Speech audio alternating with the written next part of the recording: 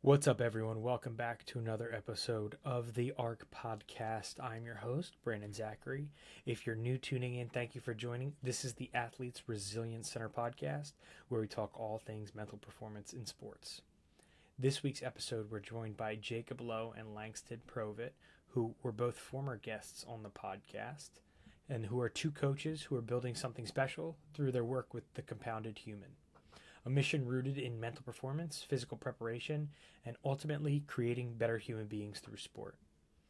We had Jacob and Langston come on the podcast separately previously, and I highly recommend you going back and listening to their individual episodes, going into their stories and journeys of how they got to where they are today, how they met, and kind of why they do business together.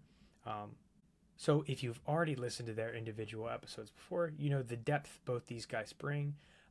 Today's a little different. Today we're diving into the shared vision that they have and some of the differences that they see within their coaching capabilities, how their backgrounds, experiences, and perspectives have come together to shape a coaching model focused on self-sufficiency, standards, culture, and long-term development.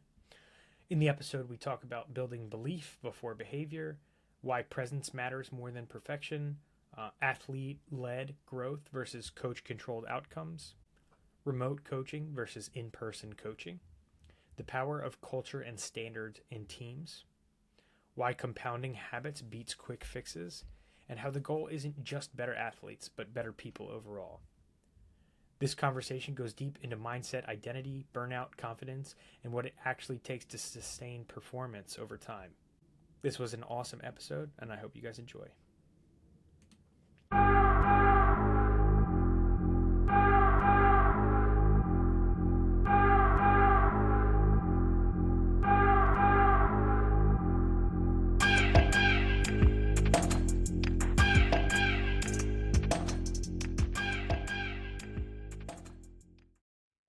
Langston and Jake, thank you guys so much for coming back on. I know we were kind of chatting about this. I think both of your episodes were awesome, provided a lot of knowledge to all the listeners that we have, all the viewers. And I think it was cool to kind of hear from both of your perspectives, because obviously the two of you are working together, kind of your backgrounds, where you come from, how you've blended this together, and ultimately kind of creating a vision and a mission to help athletes on the mental side of the game, and then obviously Langston a little bit on the physical side of the game.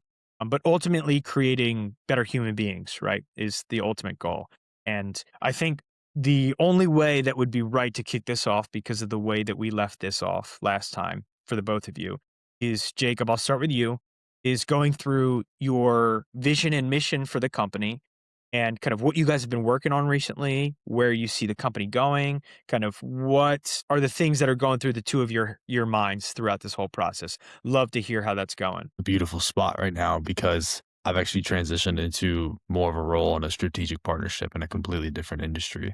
And I'm going to build some good cash flow there and return to coaching more full time in probably 9, 12, maybe 18 months. But Langston is going to step in and have more of a role. And what I think is beautiful about that is I can support him so much through that and like have some hands off, because it does get stressful. Coaching can get really stressful, sitting in front of the computer at times, being on Zoom all the time, going through the sales calls, going through the numbers. And Langston's going back to coaching in person more. So he's going to be able to do what we're doing in person and really connect with the kids and the athletes and teams. And so the grand vision for us, we were talking about a minute ago, I think Langston and I need to get very clear on what we want individually, long-term coaching. I know I want to write multiple books. I think I have too strong of a story and too strong of a bounce back for me to gatekeep like that transformation and what I'm teaching right now on a widespread. I was talking with my dad this weekend on a way back from a conference because I'm blessed with the opportunity that I made a connection and I can do business with him. It's not a lot of, it's a privilege that not a lot of people have. And I was talking, he's like, what do you see long-term coaching? Because in my mind, the assumption I had was his assumption that I was done coaching, but he had the assumption of I'm going back. And there will be a period, like I said, in which I have bigger role, but I want to be a Tony Robbins. I want to be an Ed Milet. I don't want to be just this is it. I want to do big things. I want to impact millions. I want every single one of my actions to ripple and just affect so many people.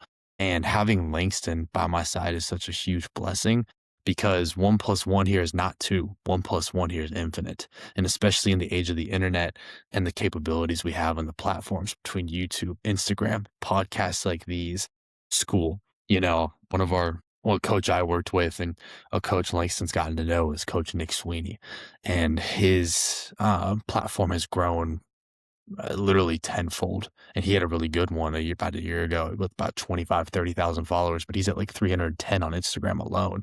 And just to see his work not linearly grow, but just exponentially grow and just compound and compound and compound. And so our ultimate goal with Compound Human is one way or another impact millions of lives. And the fact that we can do that with athletes and with things that we wish we had 10 years ago for Langston, about 5 years ago, probably for me, is just absolutely beautiful. So I think that sets a really grand vision of it. Yeah. Langston, I'd love to hear your thoughts. Yeah, I mean, that was beautifully articulated. Like Jacob said, we're both in a little bit of a transition phase of our lives, and I think it's one of the best things for the business. Because we bring a perspective to the athletes now that you're gonna transition, whether that's from JV to varsity or varsity to college, NAIA to Division 1, whatever. And so, my vision with it all is I've always said that I'd love to be speaking with professional teams, front of organizations, front execs, similar to, like you said, Tony Robbins, Ed Milet. I love these guys, but just in a way that, my voice is changing lives, inspiring people, and just encouraging people to go for more, to dig a little bit deeper, and also to reach for the right things. Jim Murphy's a really empowering person. Inner Excellence might be the best book that I've read, and the most beautiful takeaway that I had from it was what we're seeking from it all, from reaching these ultimate goals, ultimate levels, and status, and all of this is the fullness and the richness of life in the present moment. And so helping as many people understand that, through the dedication, through the discipline, through these transition phases, being able to see the beauty in it, learn the lessons from, what we just went through in the past, and, move on with carrying these messages, carrying these lessons to make us better in order for us to make others better. And, I always touch on what I believe my purpose is currently, and it's to make the most of the gifts that God gave me and to help others do the same. And so, I really dig into that. What are my gifts, and also what are the gifts that I'm developing? And so currently with the business, one of my next steps is building out a school, SKOO, school page, so that it's another way for more people, more athletes that aren't ready to invest, a higher amount into the coaching, to do what we're teaching in a smaller scale and more bite size, so they can start to move towards us. The parents can do it as well. And, it just kind of builds out more of our brand, more eyes, more people touching it. And I think that's the biggest thing, like Jacob said, we want to touch as many people's lives as possible. And I think, we're doing it with social media, and YouTube is a big next step, but, Yeah. Having these, smaller ticket offers for people allows, athletes and their parents to start to consume this and, share it with others. So I think that's the next step. And then ultimately it's, working with big teams, big organizations. And when I say big, that's a relative word, but for me, it's University of Florida, University of Alabama, like these types of schools, and really bringing, these messages and these values and these lessons, to change their lives. So there's a lot there, Yeah. and a lot of potential, and a lot of, possibilities. So Yeah, no, I love it from the two of you. And Langston, I think you brought up a cool topic too, with kind of creating a lower barrier of entry almost, and how that can almost build momentum, right? Because again, if the purpose is to reach as many people as you can, having that lower barrier of entry, at least in the beginning, right, helps that snowball effect of being able to reach more and more and more people, because I think that's really important. But the two of you were talking obviously about the business and working together. And, on both of your podcast episodes, I know you gave each other your flowers, and, I'm a big proponent of, giving people their flowers, especially in person. But I think now would be a good time I'll start with you, Langston, maybe just what comes top of mind to you.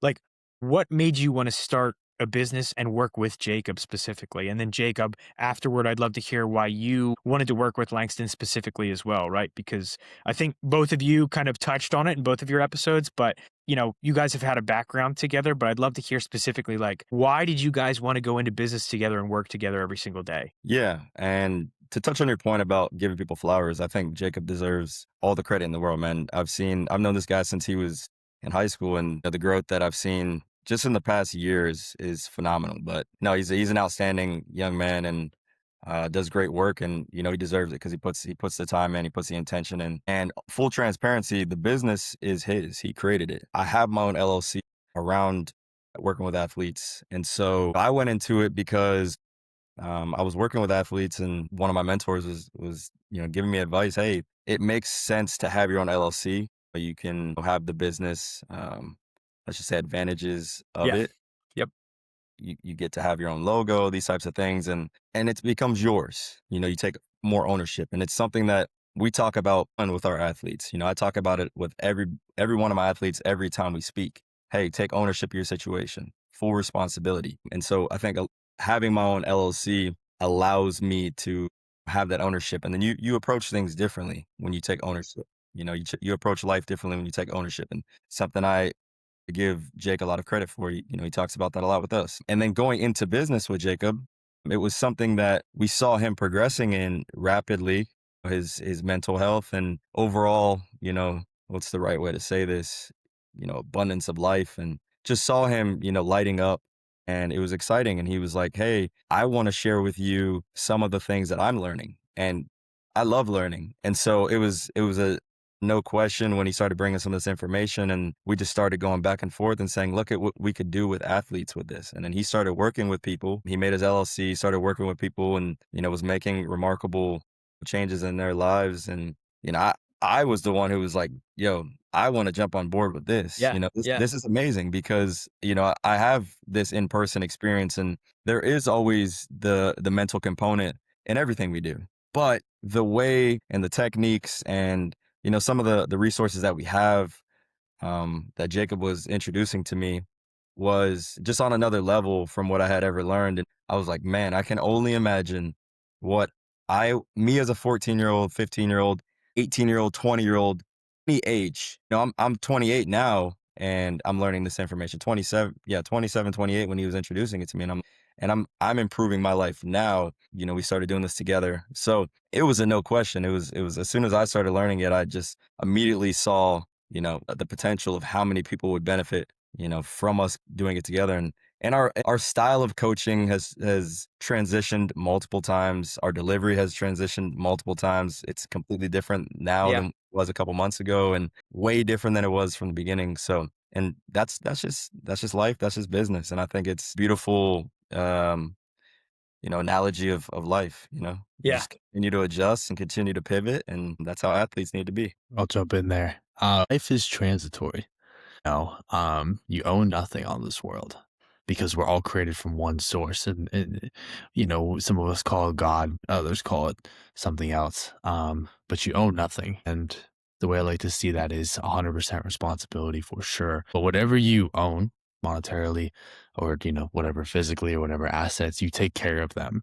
And, I also want to give Langston his flowers too. There's not enough words I could use just across the board with Langston as a brother, as family. I see him as family. Like I wish we could have grown up together, and just been the same age. When he said I want to jump on board, I actually had it on my goals to have him on board. So it aligned. Unfortunately, when I started the company, we weren't there yet. And then, right now it's advantageous for us where we're at, just like legally and tax wise. But we're growing this together, and we have that conversation all the time. Of like, how do we make it to where like we just both can be comfortable and both be on the face of the company, right? Yeah. Lower barrier of entry too. I'll touch on that. Like, there comes a point where you reach in the coaching realm where you've got to there's got to be I guess a cutoff of who can have access to you and who can't. And it's not like, oh, I'm better or like I'm this kind of coach. It's selfless, because when you're able to say no and not allow certain people to have access to you, they can't take away your energy, they can't hurt your vibration, they can't hurt your frequency. Because if they do, just like I talked about Ripple earlier, when we get to a point where millions of people are following us and waiting for us to go to events and speak and waiting for our books, if we let somebody that shouldn't be close to us hurt us, it doesn't just hurt us and the company. More importantly, it hurts the earth, hurts the planet. You know, if we're able to impact 10,000 people, that's 10,000 families. Those 10,000 families go to work, they go to school, right? Like kinetic energy is so real, and people don't realize it. If you think about matter, you think about mass, and you get smaller and smaller and smaller and smaller, you're never going to end. We're literally infinite beings. And so that's the way I see coaching and my impact right now is one of my actions is literally impacting thousands of people. The way I drive, the way I eat, the food I eat, the way I post on social media is affecting thousands of people, either directly or through course of actions, thoughts, and beliefs of others. Now, I love hearing you guys talk highly about each other, and then obviously like the strength that both of you bring and the ability to kind of blend that and work together is awesome. And I think, Langston, you brought up an interesting point that I'd love to hear both of your perspectives on. I'll start with you, Jacob, first, but you brought up kind of the transitioning of and adaptations of your coaching style since you started, right? I think that's a really cool conversation because I'm sure we've all had coaches in the past, not just mental coaches, but we've had, coaches in baseball and football where they were old school and they never changed their way of thinking and they did the same thing over and over and over again. But I think there's a really important element of adaptation because things change all the time. There's always new studies coming out of different ways to train, like how important mental training has become. Like there's a lot of, I guess, growth mindset aspect to all of this. And I think you bringing that up was really important. So Jacob, I'll start with you, and then Langston, you can jump in right after. But Jacob, how have you seen, I guess, coaching growth go so far throughout this process? Because I think that's a really cool conversation to have and like a cool perspective to share with the audience. So when it first started, it was phone calls turned into FaceTimes with Langston and a couple of people that I reached out to and was like, hey, you want to do this? And like at the time, I thought 3 people was like just like nothing. Yeah. But right now, 3 Zooms a week even feels like a lot. It feels stressful. So when you first get into it, you want to just coach and coach and coach, and you want everybody to know what you're doing. And then you kind of you slow down, you kind of get out of the honeymoon phase, if you want to call it that. Then we were just Zooming with a few athletes 2 to 1. And then obviously, like we knew that wasn't scalable. We knew that wasn't sustainable. And it wasn't strategic at the time. It was perfect. But then, I made the investment, I pulled the trigger because it felt right. I listened to my intuition, thank God, because it's just led to so many things. Again, talking about Ripple. And then Nick and I joined together. Langston took a little bit more of a role. We didn't grow a lot then. I was more focused on Nick's side of stuff and the Polaris side of things because we scaled pretty quickly. But then that slowed down. And then now we're transitioning into whatever we have. But from a different perspective, like there will be coaching calls and we'll just come from 2 completely different like schools of thought. And they're both like so right and impactful. And it's beautiful to watch. We never come from the same perspective, but that's beautiful. Yeah. And I learn from him all the time. It's such a blessing. It's so beautiful. So, Langston. Yeah. So the way that we started, again, like Jacob said, was, well, like he started before me. So when I jumped in with him, we brought on athletes that I had worked with in the past, whether it was coaching them in team sports or in the weight room, strength conditioning, that sort of thing. And we were doing 2-on-1 delivery. And we spoke to a mentor early on. One of my mentors, it was one of his mentors, and he gave me his number. And one of the first pieces of advice he gave us was like, you guys got to differentiate yourself. You can't call yourself sports psychologist. We know that. Don't call yourself mental performance coach. It's a saturated market right now. Find a term to call yourselves and kind of define what you guys are doing. What's the outcome? And so when we're early in the business, you're just kind of like, there's so many questions. You're just kind of throwing stuff at the wall. And, the way that was on the calls, it was great at first. But as Jake and I continued to grow, we both had so much we wanted to say. And so there was times where he would be talking and I would just be like, Yeah. I want to go.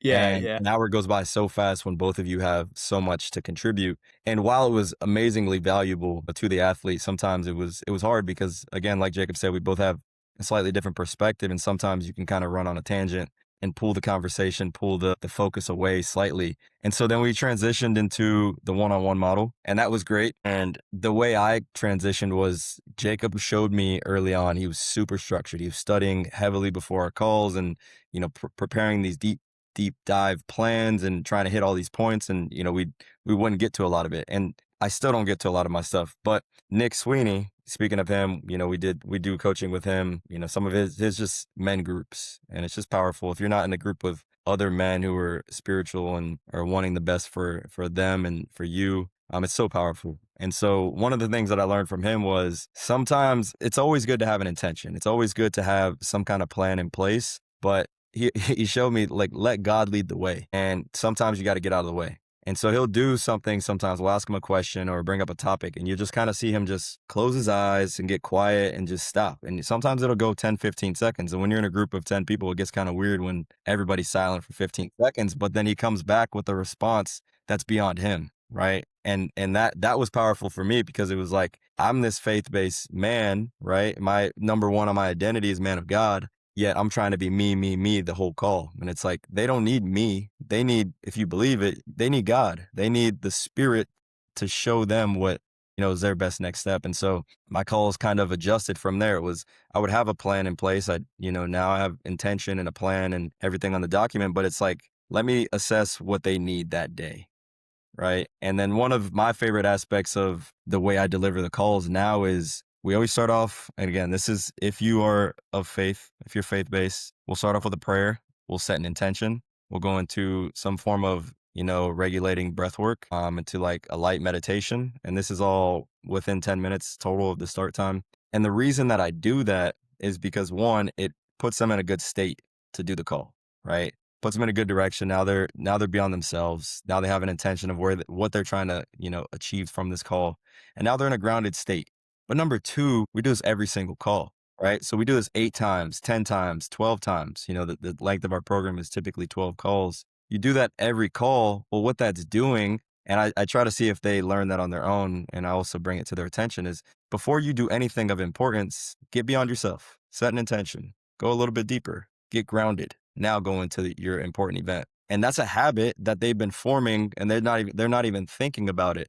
But now, every time they go into, an event, they're like, I have something that I can lean on to help me be in the state that I want to be in. And I think that's so powerful. You hear people talk about flow state, and, there's multiple ways that we can define it, but let me help you find your flow state. And it's not from, you don't need Coach Langston to be there. You don't need Coach Jacob to be there. Yeah. You have these little pieces that you can just touch this. Boom. Beautiful, beautiful journey. And I love where we're at. Yeah, I love the idea of state management, like you said, being in the proper state in order to accept the call, in order to be accepting of the conversations that you're having. Like, I think that's extremely important. And then the second piece that both of you touched on, which I can attest to myself as well, was like, you want to spread your knowledge, right? You want to be like, I have something to say, and you're like a little antsy. And I remember, when I first started, I was a pitching coach at a college, my first year after graduating college. And I remember it was the same thing. I'd watch a bullpen and I'd be like, I'm like, licking my lips, like, I have so much to tell you. Like, we could fix all these things. You could throw so hard. And half the battle is not being like, okay, we're going to do this, and this. It's helping the athlete find, I guess, their body awareness on their own and find out like what they are going through, the self-awareness aspect that we've talked about before, where like you could tell them to do all these specific things all day long, right? But until they're able to accept it and they're in a state where, they have that, my frame of mind is on the pitching mound than when I've worked with pitchers. It's like when they're able to, truly feel what's going on with their body and have that self-awareness or body awareness, it's like, okay, now I understand something's a little off and we can work on that. And there's a lot of aspects to that where I think, every coach has been there where they're like, I want to talk about this, and this, but it's kind of letting it be athlete led in a sense, if that makes sense. I'd love to hear, I guess, both of your opinions on that. Langston, since you brought it up, we can start with you and then Jacob right after, but I'd love to hear kind of that mindset of like working with athletes on the mental side of the game, but a lot of that being athlete or person driven, the person who's kind of receiving those services, if that makes sense. Yeah, I'm really glad that you brought that up. I've been listening lately, like I said, getting back into the in-person training more. Been listening to some of the pioneers right now. One of them being Vernon Griffith. He's amazing. You probably seen some of his hip mobility stuff. He's big on Instagram, big on YouTube. But another guy, Corey Schlesinger, probably butchering his name a little bit, but he's high level basketball strength and conditioning coach. He was with the Phoenix Suns. Now he's with University of Texas. And they're just having this conversation going back and forth. And they're experts on the scientifics of, adaptations of strength and conditioning, of athletic development, biomechanics, but they just understand things on such a deep level.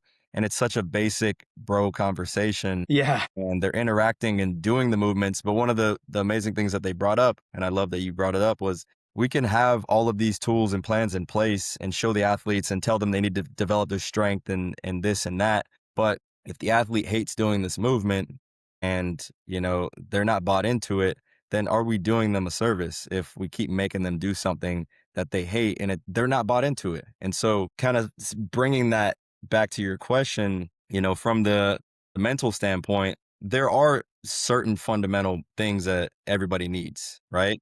Same thing as physical. If you want to be a phenomenal athlete and you can't squat, you can't lunge, you can't Yeah. balance on a single leg, well, I can't expect you to explosively change directions, especially when somebody's opposing you, right? I can't expect you to be composed in the box and balance and, stay balanced when a curveball comes when you're expecting a foul. Like we can't. Like there's certain fun. And so for us, we touch on those first call, onboarding call, we touch on these foundational things. We see where you're at. We get a baseline. And then, the first call or two, we'll deep dive into these things that are non-negotiables. We'll put it that way. But from there, it's, after that first call, it's like we take note of, okay, where are they? What do they need most? Right? We have a wide array of tools and techniques and, challenges and exercises that we can take them through. But what do they need? And so again, that first call is powerful for that. And Jacob and I, we've grown a lot, doing a lot of these calls and having conversations post call and, outside of it and just saying like, what do you think? What do you think they need here? Like, why do you think they're still struggling with this? And then asking them questions. And then when we speak, I love this that Jacob does this a lot.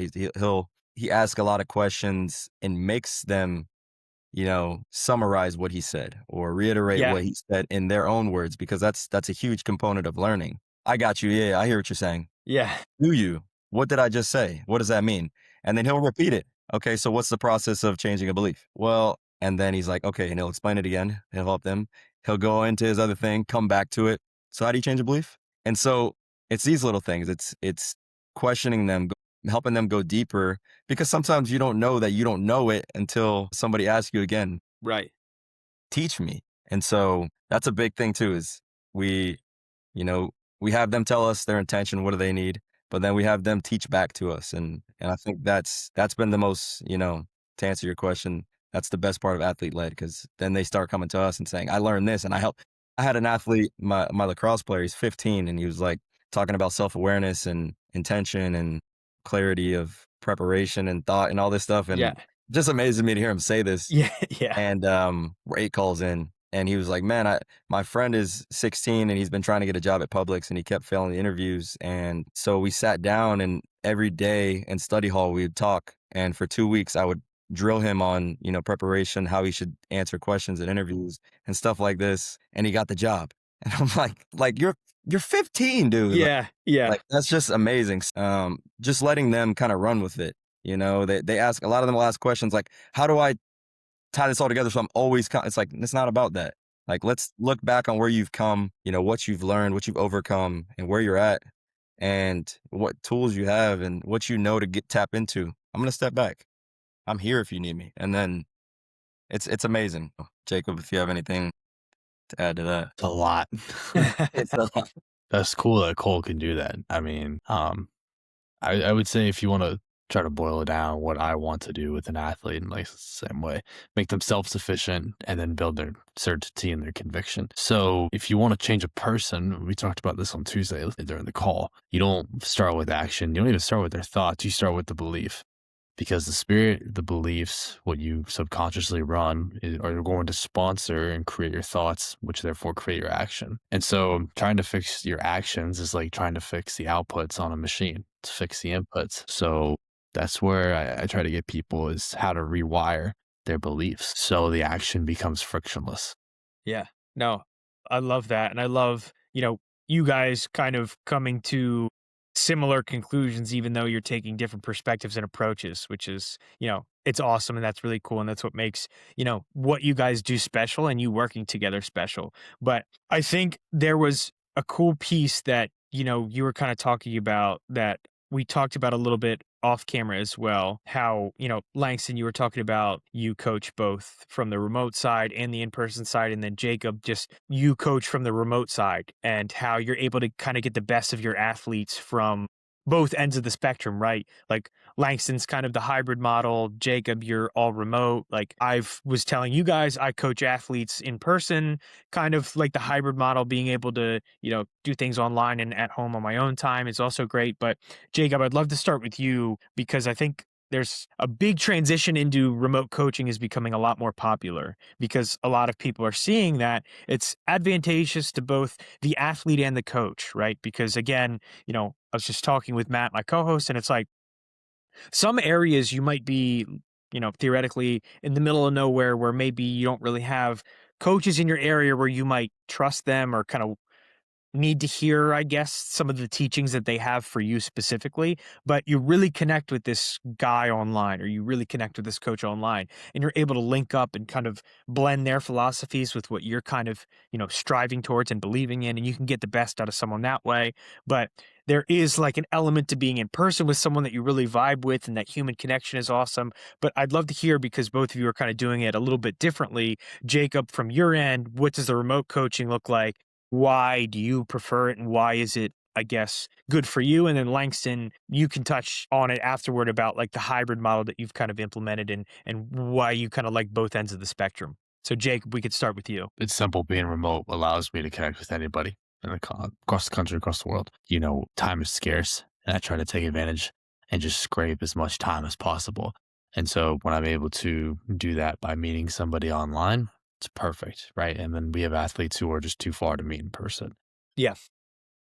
I will say though, I mean, ideally, I would always want to do in person. The energy, the people seeing me, people sensing, feeling the energy, feeling the vibration, seeing my purpose, my intention would hit home a lot harder than a Zoom. That's the disadvantage of not having it in person, which is why, from a leverage standpoint, I can't wait to work with teams eventually. Yeah. Time will come. I don't know when, but being able to work with an entire high school football program, beautiful. That's 100 kids right there, speaking to them in a lecture hall, being at practice, being able to speak to hundreds at a time, just like a Zoom. That's going to be beautiful. But one-to-one in person for me doesn't make sense right now. I wish it could, but it just doesn't, right? And I think it was kind of what I touched on earlier. If I was selfish and tried to do one-to-one in person a lot, that would burn up a lot of time. That would burn up a lot of my energy, and therefore I would impact even less. So it's an interesting perspective there, but it's the truth. Yeah. So, that's where I'm at. That's where I'm at. Such an interesting point, Jacob, about the energy aspect. You talked about earlier, like us being infinite beings and infinite amount of energy. There is a capped amount of willpower that we have in a day, and so it is important to protect our energy. And we talk about that a lot with our athletes. Like you're the average of the 5 people you hang around, and that applies to social media as well. So to Jacob's point, it is sometimes you have to be intentional about like, hey, I'm only taking 2 calls this week. I need a mental reset. And again, I love what we do so much because everything that we go through, everything that we do directly applies to the person on the other side, because sometimes an athlete needs a break. And Jacob touched on this in our podcast, athletes need to have this balance. We live in a society where sometimes it's so like, in order to make it, you got to grind, Yeah. no days off. And it's like, yeah, but that also can be a recipe for burnout if it's not taught the right way. And so just helping them to understand, like, sometimes you need a mental vacation. Sometimes you need a physical vacation. You don't actually need to go to Cancun or anything, but sometimes you need to take a day where you just take your shoes off, just go stand in the grass, maybe sit in the grass. And for Yeah. some people, that's insane. Why would I go sit in the grass? But dude, ground and just be with nature once in a while. And sometimes I think that's what everybody needs sometimes. But to get back to your question, for me, the hybrid model, I love the in-person for the same reason that Jacob said. Being in person with somebody, you feel their energy, they feel your energy. You see exactly where they're at. You can get a little bit more hands-on with, me doing the strength conditioning. I'm combining. So for clarity for you guys, I do, I call it elite performance coaching, where I'm taking strength and conditioning and combining the inner game, the mental training component with my athletes, right? I want it to be completely different. I don't want them to just come in and just warm up, lift, stretch, leave. Like, no, like I want you to come in, set an intention. Let's regulate your nervous system, do a little bit of breath work, get you fired up.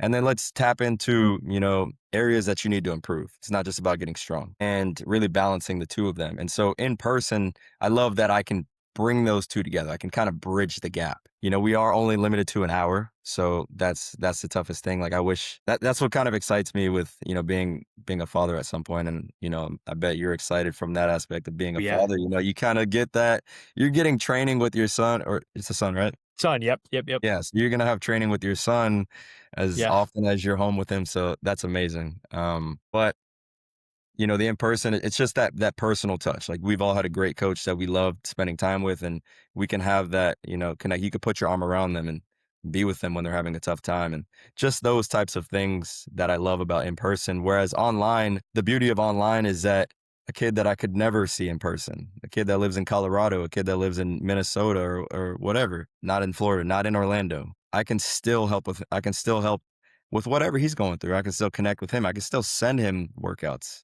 on top of, the inner game stuff that we're coaching. It's a beautiful model. And I guess the next step for me is creating, these smaller videos and courses for my in-person athletes that I only get to see once a week to do when we're not together. It's something I'm excited, and, I want to do some more thinking about, but the online approach just allows us to have a much wider reach, talking to kids and people in Australia. Yeah. No, I love that perspective on both ends. And I think there are plenty of positives and some negatives for both sides, right? Like you guys both mentioned a ton. So I appreciate you guys sharing both of that. But I think something that in the verbiage both of you have kind of discussed today about like your coaching specifically that I find really interesting is the importance of setting a, I guess, standard and expectation for your athletes for what the call is going to happen. And I know Langston referred to it kind of as the intention for the session, right? Like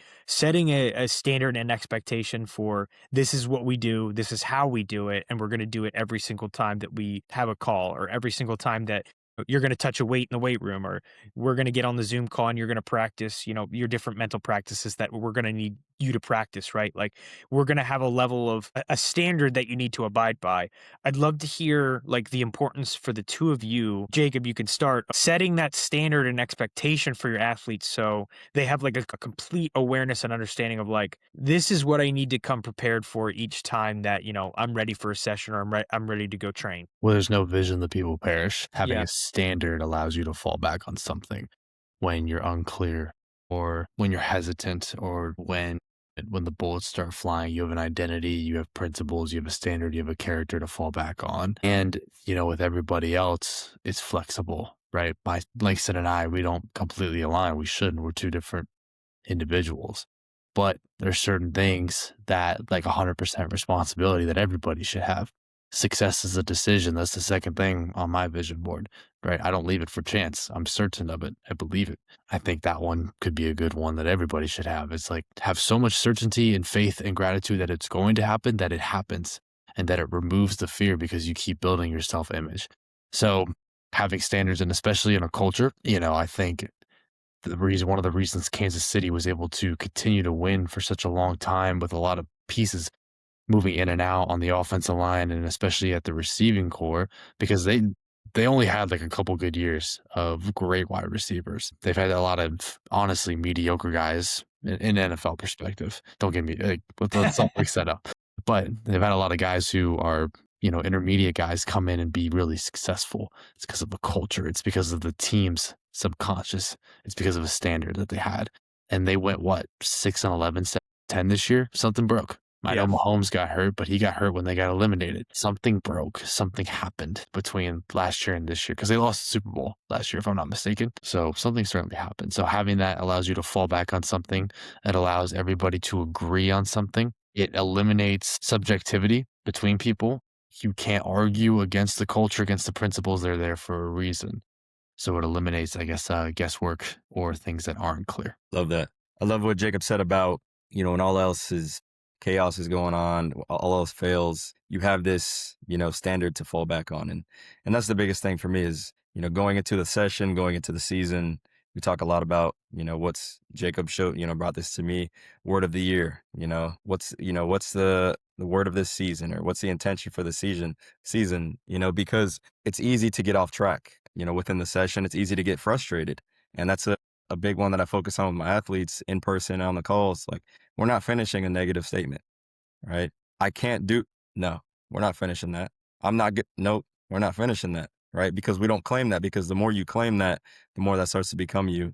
And that's something that I struggle with. So the intention, the standard, helps them to understand, like, okay, when I go see Coach Langston, like, I can't use this language. I'm not using this language. And, that starts to bleed into, everything that they do. And if I can help, like, stuff's going to bleed. How you do one thing is how you do everything. So if that starts to bleed into their life, I want to be, an impact positively. I want them to bleed positively into every other aspect of their life. I want their parents to be like, why do you always stop when you're saying something? I want their friends and their teachers and their coaches to ask, because that's powerful. Because going back to the ripple that Jacob talked about, now you're really, making a ripple in everything. And so standard keeps them on track, the intention, whatever you want to call it, expectation, and it helps them focus on the things that they can control. And in this world, when we focus on what we can control, we're in a much more empowered state than when we get outside of that. I'll add on to that. Everything compounds, everything you do. When you have that culture, if you want to call it Kaizen, you just continually grow as a unit very, very progressively, seamlessly too. And especially when there's 40, 50, or like in the NFL, everybody thinks about the 53-man roster, right? But if the equipment guys aren't aligned, if the strength and conditioning staff, the athletic training staff aren't aligned to that culture, it's going to bleed through. And so with everything compounding, it's not a choice. That is a fact. Which way do you want to go? And I named the company Compounded Human for a reason. Right. Everything adds up. It's not negotiable. It's something that is just real. So what do you want to add up? And can you align that with your grand? We want to take a quick second to let you know that today's podcast is brought to you by the Philly Pretzel Factory of Marlton, New Jersey. Whether it's picking up a snack between games or picking up a party tray for the big game, the Philly Pretzel Factory of Marlton has you covered. For all of your pretzel needs, make sure you stop by the Philly Pretzel Factory of Marlton, located on North Maple Ave. Let them know that the ARC podcast sent you.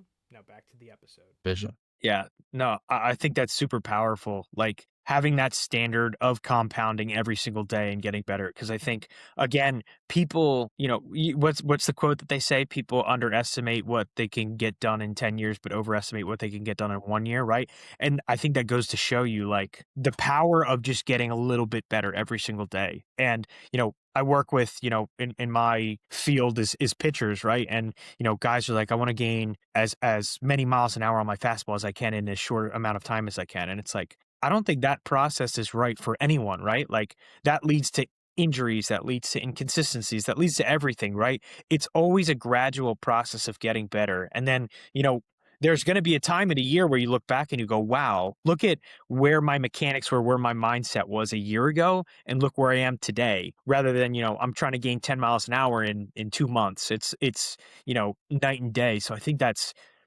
super important and increasingly important in a world where on social media, you'll see guys that are like, I gained 10 miles an hour in 2 months. And it's like, I want to do what that kid did. Right. And it's like, well, maybe that kid had a freak growth spurt and all of a sudden he's now 6'2" and he was 5'4" a couple months ago. Right. Like, everyone's circumstances are different. Everyone's perspectives are different. But if you have that standard of every single day, I'm going to chug along and kind of increase a little bit, that's where we find that gold. And that's where people find that consistency. But I'd love to hear, because both of you have touched on it and talked about it, the goal of working and talking with teams, right? Like you guys are like bigger crowds of teams, whether it's Langston with the baseball or the football side. Jacob, you mentioned the football team as well. Like, I'd love to hear, Langston, you go first, and then we'll kick it to Jacob. But why do you want to transition into that? Like, why is that a goal of yours specifically?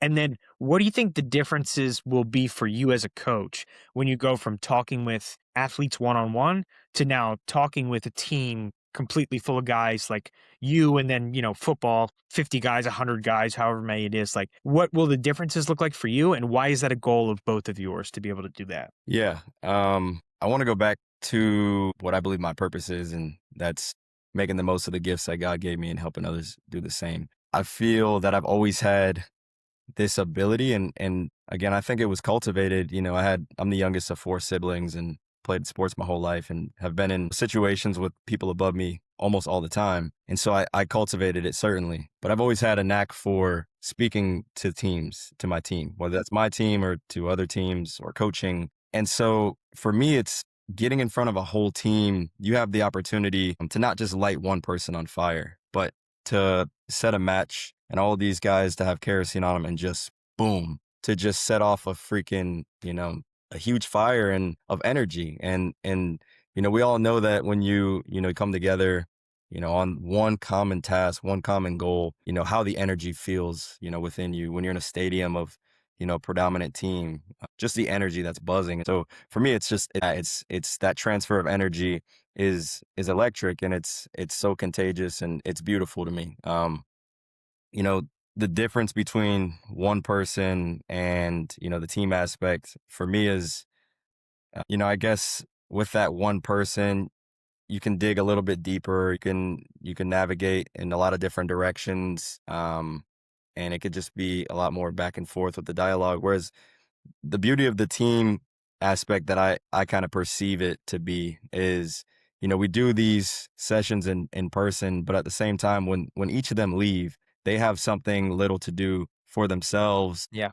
But also that has the intent of making the whole team better. And I love that. I've loved team sports my whole life for that aspect. I just loved fighting for my brother next to me. I've done one-on-one sports, and it's a different grind, and I love it. But there's nothing like getting out there, and especially in football, looking over at my teammates and knowing that, we might not like each other, that much off the field, but when we're on the field, I'll do whatever for you, man. And so just helping to enhance a culture. And shout out Brian Kane. He's an awesome, mental performance coach. He talks a lot about changing cultures. I mean, what you can do by changing a culture. Let's just say you go in and just work for 1 year. If you change that culture for the next 10 years, now you're not just changing 10 years worth of players and coaches. Like, that effect is compounding. And I mean, there's no telling how many lives will be touched because of that. And that's just exciting to me. It's just something, like, I've had a few people in my life have that kind of impact for me. And if, I can go into a room for, 16 weeks, however many, 52 weeks with a team and do that for them and just see the growth of everybody, it's beautiful. And there's so much more that I can say, but Yeah.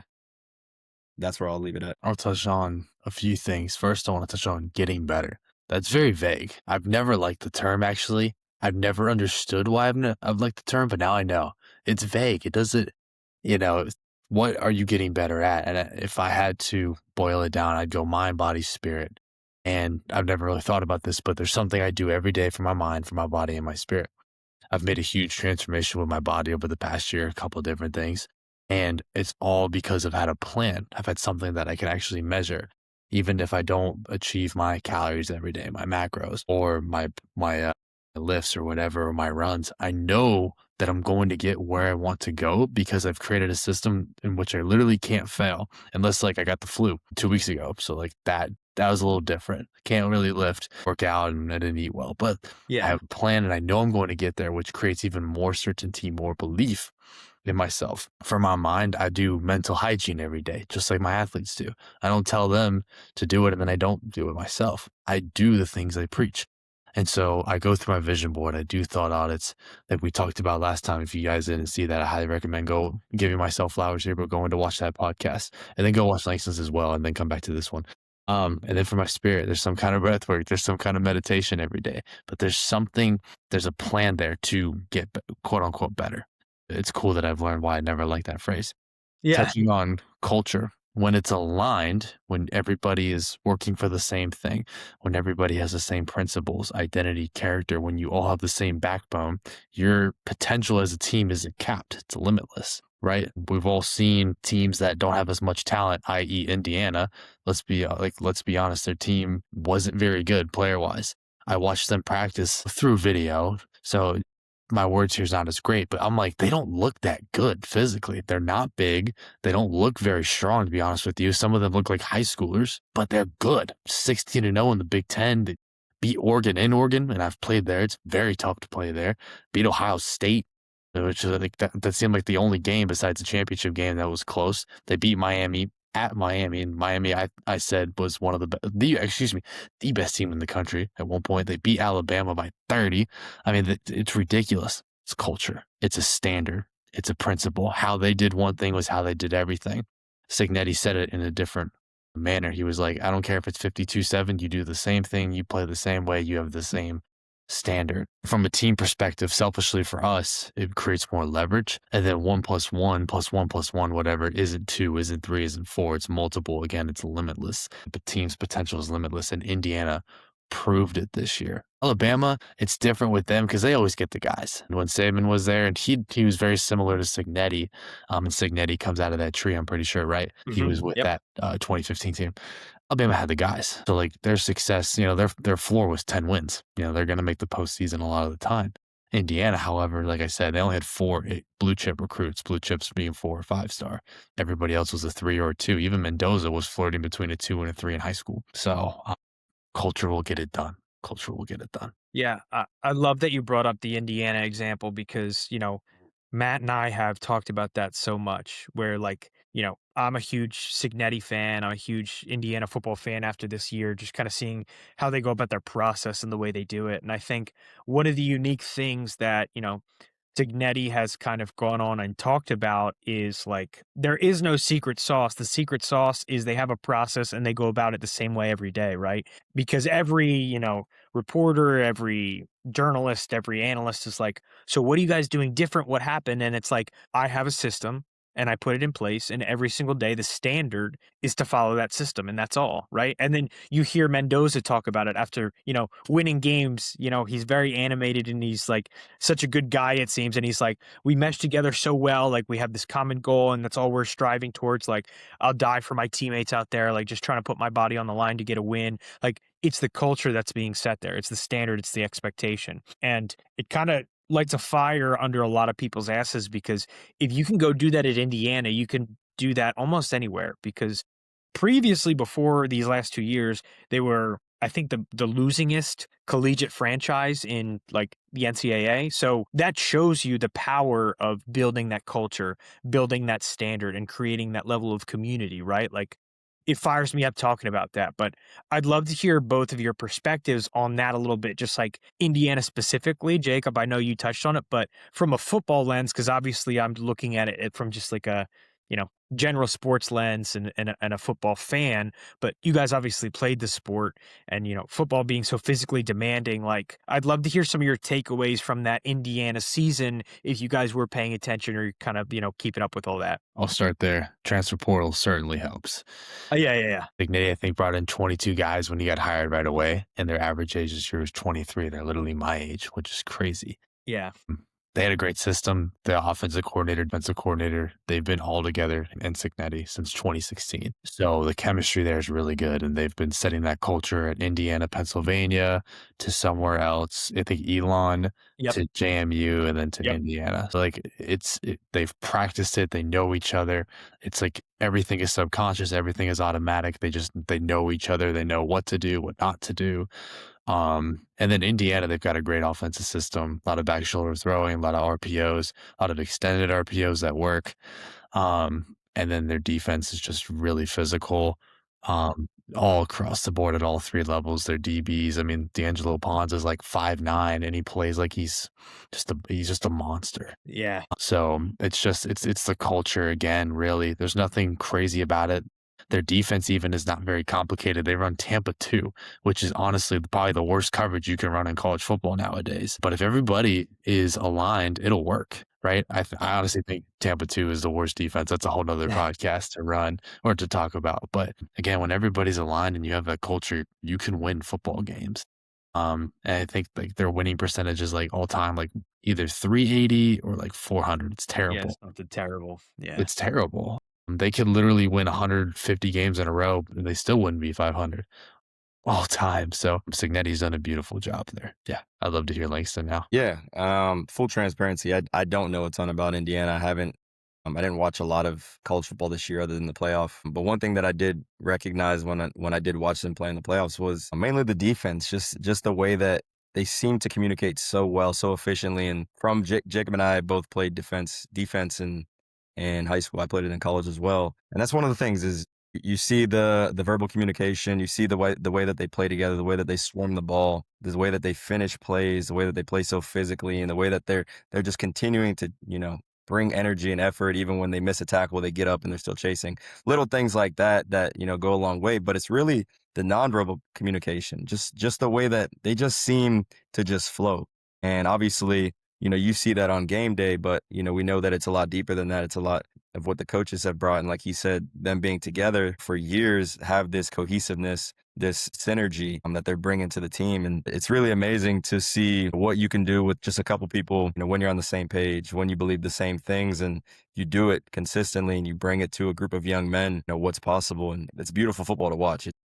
That's the type of football that you want to see. You don't want to see the one guy just standing out trying to lay people out. It's like they're swarming. They're making plays that they shouldn't be making. They're not the most athletic players. They're not SEC level talent. It's all a tribute to that culture. So I'll leave it Yeah. there. No, I completely agree. And I loved watching. I was following them along all year. I'm a big college football fan. So that was really cool to see and kind of see the development of that team over the last 2 years. It's so cool, to see a system get put in place. And when you follow it and are really meticulous in the way that you approach it and go about it, making it, to the standard and level that they have is just unbelievable. But I think I asked both of you this question, just thinking about it, because Jacob brought up, the transfer portal. And, I think the three of us kind of lived through three different high school time periods, three different collegiate time periods, right? Like totally different backgrounds, totally different situations, obviously. But I'd love to hear from the two of you with some of the athletes that you're working with. Like, what are some of the main changes that you've seen, like between the time that you've played and like the athletes that you're working with now? I'm talking both mentally, physically. I'll give an example just in the context of the question. When I was younger, I think we talked about this previously. If you wanted to get a pitching coach or a hitting coach, it was a guy that was going to be relatively local in your area, right? It's going to be someone within a 30 to an hour minute drive so you could go get your hitting lessons. Now you can find people that you might mesh with or gel with a little bit easier online and from the remote coaching perspective. Or, the strength and conditioning aspect on the baseball side. When I was in high school, there was this whole thing where pitchers lifting was like a detriment. Like if you got too big, you wouldn't be able to throw anymore. And it's like that clearly has not reigned supreme and it's not true, right? Studies have come out where lifting is extremely important. So from the two of you, we could start with Langston and then go to Jacob. Like what have you seen probably on your end with your coaching that has changed so much? Like what's the biggest difference on your end that you've seen with the athletes you're working with? A couple directions I can go with this. One of the points that you brought up is a big one. When I was in high school, baseball lifting was not heavily focused. Like football, Yeah. we were in there getting it out of the mud in season, out of season, summertime, even when we had 7-on-7. Even when I was playing baseball, I was still lifting with the teams and then going to tournaments. But baseball, we had like a little period of time and we had a phenomenal baseball program where I went to high school. Shout out Venice. And, we had a period of time where we lifted. But outside of that, you didn't lift that much because it would hinder your performance Yeah.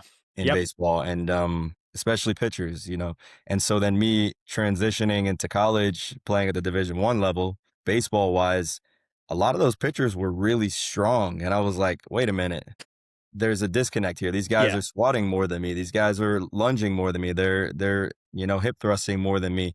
And their legs were so powerful. And then when I segued into the coaching world, I was like, hey, Like, no more of this, pitchers don't lift, baseball players don't lift in season. And I had a lot of help from mentors, so full credit to them. I was asking questions all the time, but I would say that was the biggest one is like baseball players, you're going to lift. You're going to lift on game day. You're going to lift, the day before a game. And for some context, it's not just about you're going to lift because I say you are. It's not just about lifting because I need you to get stronger. You want to get stronger. It's not even that. It's let's prepare your body for what it needs most Yeah. for you to perform optimally. And for some guys, they don't know what that is. So that's where we step in. And then another point is just parents being able to reach out and find us. My mom still doesn't know how to use social media, and I don't expect her to, but there was none of that. Like my parents weren't going on the internet and trying to find coaches. Like it was like you said, they were high school coaches. They were, asking them like, hey, is there anything else he can do? Whereas today, kids' parents are, liking our videos and DMing us and saying, hey, my kid's struggling with this. And I think it's a cool component that, we didn't necessarily have, and it allows them to help, their children solve issues that the children don't quite see. And that's another benefit of what we do is we help the parents sometimes see, what the parents aren't seeing in their children. My kid's pretty good. He's solid. He's pretty confident. Is he? Right. And so I think that's a cool, difference. Jake, I'm curious to hear what you have to say with that. That last part was A1. Yeah. Is he confident? Right. I think going back like a couple minutes to the question of what are we seeing? When I was a kid, I wanted to do everything. I ran track. I played soccer at one point. I wanted to play baseball. I never did. Just never really worked out. Never made the time for it. Ball, football. I tried something else in middle school too that I can't even think about, but I did everything. Now at 11 years old, little Johnny is a closer. It's like, what? Yeah. Come Yeah. on. The kid's got all the energy in the world. Yeah. And as all three of us know, there's been multiple studies saying that playing multiple sports will make you a better athlete. And I saw like the perfect combination the other day of 4 sports was soccer, gymnastics. I can't remember the other 2. I have to go back and find it. But football and basketball weren't in there, which is funny enough. But everything's cyclical. I think we're going to get to a point where, especially with social media, like cycles are going to, just anywhere in life are going to be faster. But they're going to see like little Johnny being a closer at 11 or 12 years old. It's not going to benefit him. And he's going to get to a point where he has one little skill. In high school, it'll work, but he gets to a certain point in college, right? And he's only pitched so many damn times. Yeah. It's good to specialize at a certain point. I always joke about, I think college kids that aren't athletes do too much. Like I used to hear kids in class, I do this, this, this, and this. It's like, what are you good at? But as kids, younger kids, you want to do that. You want to try everything. You want to immerse yourself in everything. You want to suck at something and then become good at it. Multiple things, build that self-esteem, build the athleticism, build the coordination, all those things. So that's where I see it though, is I think we'll get to a point where it'll cycle off and then kids will start doing too much, trying to do too much, too many sports, and then it'll just keep going and keep going. But I wonder how that will break. I really do. Because there's a lot of ego when it comes to youth sports, and it comes more from the parents. Oh, yeah. And I think that's a market that we should attack. But yeah. Jacob, I want to touch on that, just follow up on that, because from the movement standpoint, I love movement. I love being grounded. I love, all of it. And a lot of the people that I follow and learn from, a big thing that they're saying, and like you said, gymnastics. I forget, what was the first one that you said? What were the sports? Soccer was the first one of that study. Soccer, gymnastics, martial arts. Like, kids are meant to be, like, we're humans.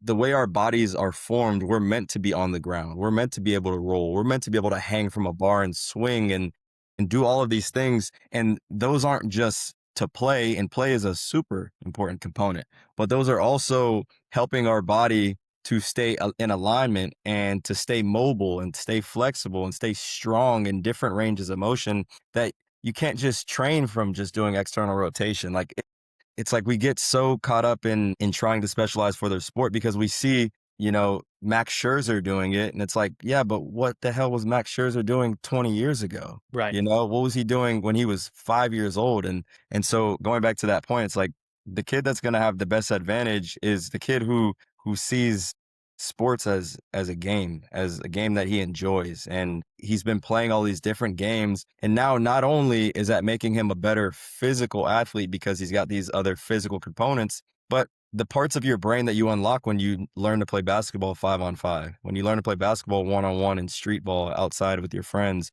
or when you learn to play futsal, close inbox soccer or big field soccer, and you learn how to do flips and hang from, like, you're bringing parts of your mind to the other sport that kids can't touch on. Like they don't know how to, you can't teach that. As a coach, I can't teach you that with 1 hour a week, 3 hours a week. Like, these are all little skills that are making you healthier as a person, right? Less likely to get injured. But now you're so much more creative in sport. And that's what we love about sports, right? Jake and I talked about it in our podcast. It's like when people are flowing and their subconscious is able to just do these amazing things, you know, without them thinking about it. But it's like creativity is what we love. We love watching Neymar and Messi do these cool things. We love watching, you know, Shea get to the basket, Kyrie get to the basket and do these amazing, it's like, creativity comes from, you know, a multitude of things. Yes, time spent in your sport, but also time spent. Kobe said he studied how nature grew and how nature evolved on top, like, for his success. It all ties in together. So I think every kid should be doing, like, when I talked to a kid, 11-year-old, I just play baseball. What do you mean? Your dad, I'm talking to his dad. What do you mean he just plays baseball? You're not going to put him in football? You're not going to put him in basketball? Like, why? Because he's going to burn out. He's going to hate the game as soon as he's got the wrong mentality. Well, he needs to focus on this. So I'm rambling. Go ahead. No. That's I good. think that's gold, man. Yeah. That's good. I want to touch on a little bit. It's fun if you get to a certain point, like playing college, you have to focus on something. You have to get really good at one thing. Most athletes, right, at that level. Like I had to just be a really good long snapper. And then like a 12-week course, I went from a really good high school one, but not D1, to a really good D1 long snapper. Right. And then, Artist Way touches on this. I think for a pitcher, 6 months of the year, you want to be just all in on pitching, take some time off here and there, but you want to be that guy. You want to be studying, you want to be nitpicking, right? You want to just be all in on it, as much detail as possible. Out of the season, do a ton of things that are calling you. There's certain things that are calling you: kayaking, going certain places with your significant other, seeing more family, seeing more time. And then when you do train in the off season, be super intentional with it, but super short. Allow your creativity to come out, allow yourself to live so you don't burn out. But there has to be, at that level, there has to be a decent balance between the two. It's like 6 days of the week, we're all in. On Sunday, we rest. We completely detach. Come back Monday, kill it, right? So No, I love the conversation about specialization. I think is super important because you're right. We have 11-year-olds who are saying, I'm a closer and that's it. I don't even, hit or play a position in baseball. And that's crazy. I couldn't imagine being a 10-year-old and being like, I only pitch. Like, that's nuts to me. But I think Langston brought it up about, like, the different movements and mobility training that you get from all these different sports and movement patterns from different things that you do. My cousin, who was not an athlete, I've talked about him on the podcast before, but he texted me one day out of the blue and was like, do you think, so I did karate until I was about 12. So I was like a, junior black belt or whatever it was up to that point. I loved karate. It was great. And then at a certain point, I was like, you know what? I prefer baseball. I was baseball and soccer at the time were the two sports I played. And he texted me out of the blue, like I was 25 years old. And he was like, do you think that doing karate helped you throughout your baseball career? And I was like, wow, like I just never even thought of it that way. And then thinking back, I was like, it definitely did. It had major benefits because the things that we were learning, not even just, the physical aspect was a huge part of like the balance and your hip movements and patterns, because you have to strike a certain way, and like the way that you have to have mental clarity, because especially if you're in a sparring session, like if you're not focused, you're going to get your ass kicked. And then, there's a whole different layer of like discipline and focus and following directions and helping. And I was like, I never even put two and two together, but now looking back, it's like, I completely understand it. And, trying to execute certain kicks on one leg led to, when I'm baseball training, like my split squats are actually looking pretty good and I'm balanced. And, a lot of my teammates have to relearn how to balance on that leg and, drive with power. And it's like, this is actually natural to me. This feels easy and clean. And I think a lot of that did come from a background, even though it was in my youth, from karate, because I did get that like base level of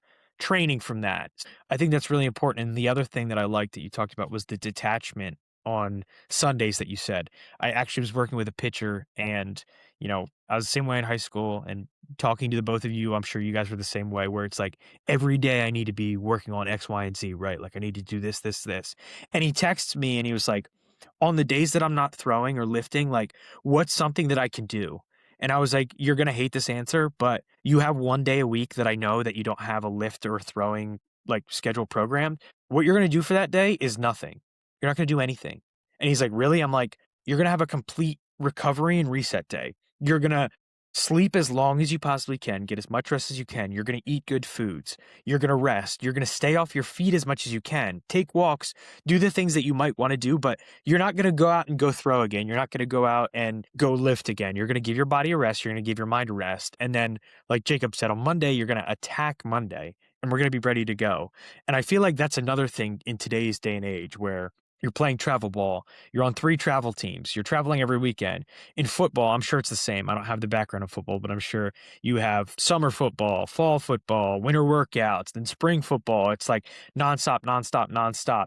If you don't put in breaks for yourself during the week, or you have a vacation at times where you're not doing anything, you're going to burn out and it's going to happen quick. And I feel like that's such a big element in this day and age where like we need more breaks because burnout is definitely a huge thing. Like, no doubt. It's one of the biggest things that we're going to face very soon, I feel like. But I think that was great points on both of your ends on kind of that side of the game. Yeah, absolutely. And just going back to, the martial arts component, correct me if I'm wrong, but you were barefoot when you did martial arts, right? When you did karate. And that's probably my favorite component of martial arts is that barefoot aspect. And I make a lot of my athletes take their shoes off, especially when we're one-on-one. It's hard when you're in a group setting. But when they're one-on-one, I'm like, take your shoes off. And they're like, why? And even their parents, sometimes they don't understand it, but it's like, and I'm sure we can make an analogy here to life and to the mental component, but your foot is the part of your body that touches the ground the most. It's the part of your body that bears the weight, right? It's the part of your body that if your foot is messed up, if it's misaligned, if it's injured, everything else up your body is affected. So why would we not strengthen our feet and learn how to use our feet properly? And that's why I love martial arts, because you do everything barefoot. You learn to balance barefoot. You learn to strike barefoot, right? You learn to get into different positions barefoot. Then when you put on shoes, you're not relying on the shoes, right, to move for you. Your feet know how to move and your shoes are just there to help, right? And again, like I'm sure Jacob can paint a picture from an analogy standpoint on how that applies to life. And then what was the last thing that you touched on? Kind of the rest day, the recovery day, like making sure we're implementing breaks into our systems so we don't, run off the rails a little bit. Yeah. I love that. It was the part after that talking about, how many seasons we have within one sport. Like we're always doing something. And that was something that at one point I played football, baseball, basketball in high school. And I remember when I was just playing football and baseball, when I would go from football to baseball, there was always a little bit of a buffer of, catching up, mainly just seeing live pitching. Yeah. But what there wasn't was there was never a buffer in movement. There was never a buffer in, my ability to play my position, because you're getting all of those skills. I'm flipping my hips playing corner. I'm moving my feet, first steps good in the outfield and the infield on a ground ball. Like I'm good out of the box because I'm playing receiver. Like these little things that you don't think about, these kids who have just been going to a hitting coach and just going to a pitching coach, like little things. You get off the mound after you throw a pitch. Well, if this guy plays football too, his first step off the mound is probably pretty good. He's probably much better at getting down and fielding that bunt than a kid who's just been going to the pitching lessons. And so from that aspect, like those helped me tremendously. And then just the little things that you had to clean up. It's like, okay, well, everybody's got to adjust when they come back. So little things. I'll touch on the burnout piece and the rest piece. It's all about presence. I'm reading a book, Happy Pocket Full of Money, right now. And we talked about, I mentioned earlier about how I thought it was just going to be a merry-go-round about money. And then like now it's talking about like quantum physics and time and like how we're all one. We're just individuated souls. Well, let's not get woo-woo here, but that's another thing is like I've gotten really woo as people will call it, but then you realize like nothing is woo at the end of the day. But it's all about presence, right? And then if you want to touch on that, time is a construct. When we were first created, time wasn't real. All we knew was sun up, we're awake. Now all of a sudden sun down, It's dark. We're sleepy. Go to bed. And so they didn't understand past and the future. Anxiety wasn't really a thing. They may have been alert for animals and for danger, but it's all about being in the now. It's all about immersing yourself in the now. Because if you're able to do it when you're rest, you're not focused on the grind. You're not hooked to it. I've gotten caught in that trap. And even like I was at a big healthcare conference yesterday, the FPMA, like the biggest podiatric conference in Florida. What's funny? This is a full circle moment. Sid and I connected back again at this conference. That's a full circle. But there was one point where I wasn't doing anything. And then going back to happy, punk, and full of money, it's like you live in an infinite amount of timelines. And so I'm like, let me just go do something. Every time I got up and walked around, I made connections. People came to meet. Right. And I'm just a 23-year-old kid in there. I didn't wear my badge on purpose because it had the wrong company name. But I'm also like, people will talk to you if you don't have your badge on. Every single time I walked around, talked to somebody, had a meaningful conversation or made a great connection. And that's listening to your intuition. Yeah. That's a whole other conversation as well. But being able to be in tune with yourself and just be present and be able to listen to the highest version of yourself and give in to your desires and feed that presence. Live in the now. Do whatever you're doing in the now to the best of your ability because it's the only time that you have. Yeah. And I think that's why the mental side of sports is so important. Like getting to the now, right, is what you've described. Like if you're unable to have that level of immersing yourself in the situation, right, then how many thoughts are going to run through your head? And I think that was an interesting perspective that you talked about like, at one point when, there wasn't designated times of I have this at this time tomorrow and this, right? Like even just instinctually, we're like, we have this to do right now because the sun is up. We have this to do right now because the sun is down. And that's that, right? Like instinctually, that's how we behave. And I think with athletes, I think it's the same way. I work with, Langston will tell you, pitchers are a rare breed, right? Like you have some guys that can't get out of their own head and they think a ton. And, at times I was definitely one of those guys where after every throw, you're thinking of, okay, where was my lower half? Where were my hips? Where was my extension? Where did my arm end up? Like, where was my head on that pitch? Like, maybe I need to dig in a little deeper in my backside. Maybe like my front leg lead block was incorrect. Like, there's so many pieces to the throwing aspect that you can, as they say, you could dome yourself up really quick because you're thinking about all these different movement patterns. But if you have an ability to get to the now, what happens is all of the muscle memory from the movement patterns that you've already programmed in your off-season training, in your last season training, whatever you're working on, will take over. But the thought is just when you get out there is competing. And I'd love to hear both of your perspectives on this as well, is like the functional aspect on Langston's side, right? Like the physical training versus the ability to compete and be in the present moment. Because the thing I tell my pitchers all the time is, listen, like when we're working on our drill work, we're going to work on a bunch of different things. We're going to address a bunch of different deficiencies, and we're going to have a lot of thoughts going on. We're going to have a lot of feels of like, okay, this is what I feel right now. But the second you go on the mound and there's a batter in the box, the only thing I want you to think about is getting that batter out, doing your job, competing, right? That's it. Everything else clears. There should be no thoughts about, on that one, I didn't sit my back leg and the next pitch I need to do that. It's like you're losing the plot of what you're supposed to be doing on the mound, right? You're supposed to be competing, getting that guy out. Now, do that to the best of your capabilities. And then after the game, we can address some of those things maybe that you were feeling. But in game, if we're trying to change 70 different things, we're not going to be able to be our true athlete and our true selves. And I'd love to hear, I guess, your guys' perspective on the competitive side of that versus, I guess, the functional aspect of training and all that different stuff. I'll start. Yeah, I just finished a book before Happy Pocket Full of Money, Letting Go. And it talks about how, if I had to sum it up, our natural state is peaceful, loving, and super conscious. And a way to put super conscious is present and in the flow state. And just like everything you do super well and then just like seamlessly and effortlessly. And it ties back into presence. And so we don't want to try to be conscious. We don't want to try to be present. We want to remove the things that are not allowing us to. I had this analogy in the our last podcast and my individual episode. If you're trying to drive a car with the parking brake on, you don't put more power into it, you release the parking brake. Same thing there. So long snapping is very similar to pitching. It's not as strenuous, but the mental game is certainly there. When you're pitching, you're trying to hit this little, if you really think about it, you're trying to hit this little box.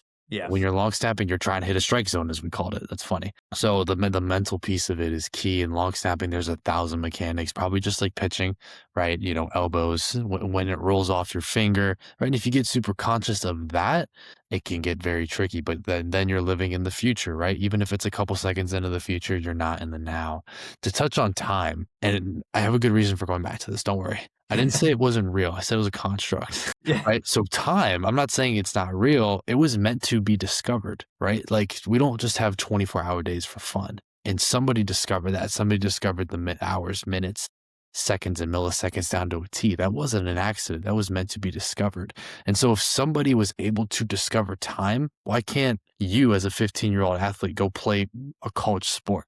This world is infinite. It's limitless. It's super abundant, right? And when you really understand the art of abundance and you understand the science of why anything is possible, it creates so much certainty and belief in your own capabilities, especially over a huge timeline. So pitchers are, yes, they're rare, strange characters. And, you know, the direction that I want to take this is when we do drills, whether that's mental, whether that's strength conditioning, whether that's sport specific, you know, pitching, hitting, throwing, you know, football, whatever. When we do drills, there's the intention of, you know, doing the specific mechanics the right way, right? And that's why we drill over and over and over and over and over again. An important thing that I've learned and applied to my athletes is when we do these drills, now, you know, you're getting a feel for your body. Now let's give that feel a cue, right? Let's give it a name or something that we can just at the snap of a finger trigger in our body. For instance, a hitter just staying flat through the zone. Maybe I'll just say,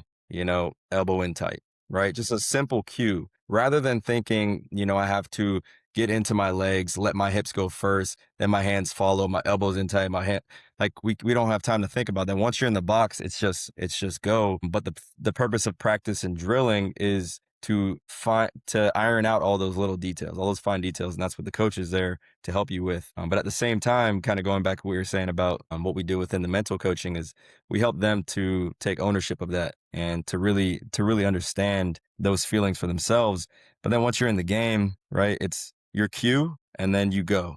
And whatever happens from there, you talked about you're competing against a guy, you know, on the other side of you. And another way that, you know, I teach my athletes to look at it sometimes is don't necessarily look at it like you're competing. Look at it like you have something that you are doing and do it to the best of your ability. And I had a girl that I was training the other day and I said, give me the best broad jump that you can do. And she tried and she tried harder and you just saw her tense up. And I said, I didn't say perfect. I didn't tell you to do the perfect rep. I said, do the best one that you can do right now. I didn't say be better than somebody over there. Do the best rep that you can do right now. And I think that's an important distinction for an athlete. It's like, you don't have to go out there and be perfect to compete and to win. And winning isn't always the most important thing, right? And so have that cue that you can go to. Focus on what you need to do. Whatever the result is, we accept it.